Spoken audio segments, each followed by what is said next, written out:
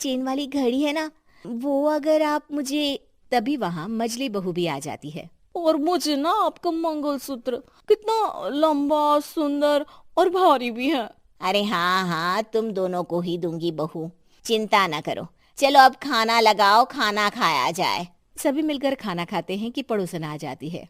अरे सुधा बहन, थोड़ी चीनी तो देना, घर में शक्कर नहीं है और मेहमान सर पर बैठे हैं। अरे छोटी बहू, चाची को शक्कर तो दे दो। अरे मजली दीदी, आप दे दीजिए ना, मैं यहाँ कम आती हूँ तो मुझे पता ही नहीं है कि सासू माँ सारी चीजें कहाँ रखती है। और तुम, मैं कौन सा यहाँ रोज शक्कर फाँकने के लिए आती हूँ, मुझे भी नहीं है पता। तभी बड़ी बहू हाथ में चीनी की कटोरी लेकर आती है। चाची, शक्कर आप लोगों का बड़ा सहारा है माँ जी और पिताजी को, वरना हम लोग तो यहाँ रहते ही नहीं। आप जैसे पड़ोसी हैं तो हम निश्चिंत है। और जीती रहे बहू, आप तो ये घर पड़ोस कम परिवार ज्यादा लगता है। सुधा अपनी बड़ी बहू को देखकर बहुत खुश रहा करती थी। वो उससे अक्सर घंटों बात भी किया करती, लेकिन दोनों दूसरी बहुओं का भी वो समझती थी कि शायद छोटी है, वक्त आने पर संभल जाएंगी। समय आ जाता है जब सभी को वापस जाना होता है। माँ जी, हम लोगों की फ्लाइट पहले है, हमें इजाजत दे। वो सास के गले लगकर चली जाती है। थोड़ी देर बाद छोटी बहू कहती है, माँ जी, मैं ना ये सोफे के कवर और चादरें ले जा रही हूँ, यहाँ तो ऐसी ही पड़ी रहेंगी। हाँ हाँ बहू, ले जा, और कुछ चाहिए तो बोल। और तो चाहिए बहुत कुछ, पर चलिए कोई बात नहीं, अगली बार ले जाऊंगी मैं। ऐसे ही मंजली बहू भी घर का बहुत सारा सामान ले जाती है। सभी के जाने के बाद सुधा राकेश से कहती है, घर कितना सूना लग रहा है ना। हाँ, और खाली भी। तुम्हारी दोनों बहुएं सब बटोर गई। अरे ठीक है ना, हम दोनों ही तो हैं, कितना सामान लगेगा, फिर उन लोगों की नई गृहस्थी, इतना मत सोचा करे। समय बीतता है। ऐसे ही हर साल त्योहारों में सुधा और राकेश के बच्चों की बहू आते और जाते वक्त ढेर सारा सामान पैक कर कर ले जाती, लेकिन कुछ ही सालों में सुधा का देहांत हो जाता है।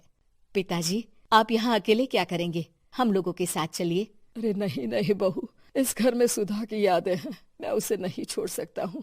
अब तुम लोगों की माँ नहीं रही। देख लो, वैसे तो मैंने उसके जीते जी सब कुछ दे दिया है, लेकिन कुछ उसका पर्सनल कीमती सामान था, जो ये है, ले लो।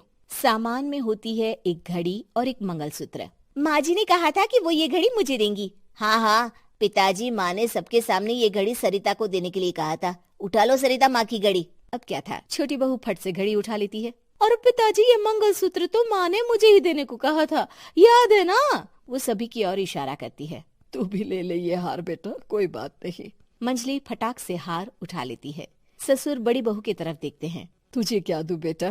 पिताजी, माँ ने एक चीज मेरे लिए भी रखी है। सभी के कान खड़े हो जाते हैं कि आखिर सास ने क्या रखा होगा बड़ी के लिए। अरे माँ जी तो दीदी से प्यार भी ज्यादा ही करती थी, हमेशा उनसे बात किया करती। जरूर कोई बड़ी और अपनी प्रिय चीज दी होगी दीदी को। और देख लेते हैं ना, वरना तो हम भी बराबर का बंटवारा करेंगे। हाँ हाँ, कर लेना बंटवारा। लेकिन बड़ी बहू, बताओ तो, सुधा ने क्या रखा है तुम्हारे लिए? अभी तो हम लोग यही हैं पापा जी, जब जाने लगेंगे तो बता दूंगी। बड़ी बहू के मुंह से ये बात सुनकर बाकी दो बहुएं सोचने लगती हैं कि आखिर क्या है जो दीदी को सासू माँ देकर गई हैं। दीदी, ऐसा तो नहीं ना कि पूरे घर का आधा हिस्सा माँ बड़ी भाभी को देकर गई हो। तभी वहाँ ससुर आ जाते हैं। नहीं नहीं, ऐसा कुछ नहीं है। मकान तो तुम तीनों का बराबर से है। देखो, बड़ी बहू से तुम्हारी सास ज्यादा जुड़ी थी, न जाने क्यों घंटों बात किया करती थी। पता नहीं क्या देकर गई है उसे। और ससुर जी, आपको क्या पता, चालाकी से पूरे घर के पेपर में साइन करवा लिए हो, या फिर कोई छुपा गहना। आखिर मकान पूरा तो आपने सासू माँ के नाम ही कर रखा था ना। अब घर में ये सस्पेंस बन जाता है कि आखिर बड़ी बहू क्या लेकर जाएगी। फिर वो दिन भी आ जाता है जब बड़ी बहू के जाने का समय हो जाता है। बेटा, परसों तुम चली जाओगी, बताया नहीं माँ ने तुम्हें क्या दिया?